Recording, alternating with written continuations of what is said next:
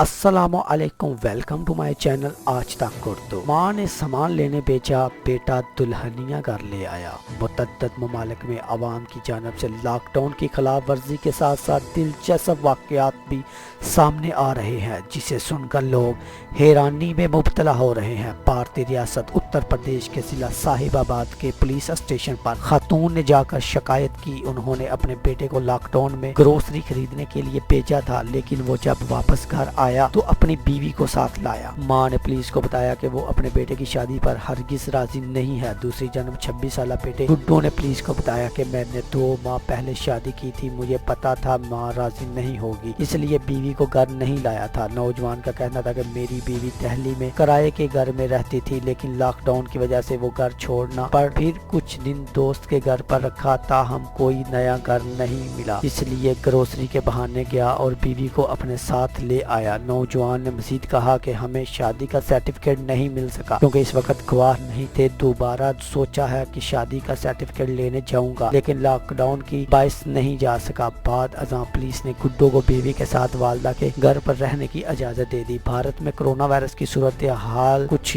یوں ہے۔ بھارت میں کرونا وائرس سے متاثرہ مریضوں کی تعداد 34,000 سے تجاوز کر چکی ہے، جبکہ وائرس سے ہلاک ہونے والوں کی تعداد 1,456 ہو چکی ہے۔ اگر آپ کو یہ ویڈیو پسند آئے تو ویڈیو کو لازمی لائک کریں۔ اس انفارمیشن ویڈیو کو اپنے فیملی ممبرز، اپنے دوستوں، گھر والوں، بھائیوں، بہنوں تک یہ ویڈیو شیئر کریں۔ آج تک اردو کو لازمی سبسکرائب کریں، بیل آئیکن دبائیں تاکہ لیٹسٹ اپڈیٹ آپ تک پہنچ سکے۔ تھینک یو، اللہ حافظ۔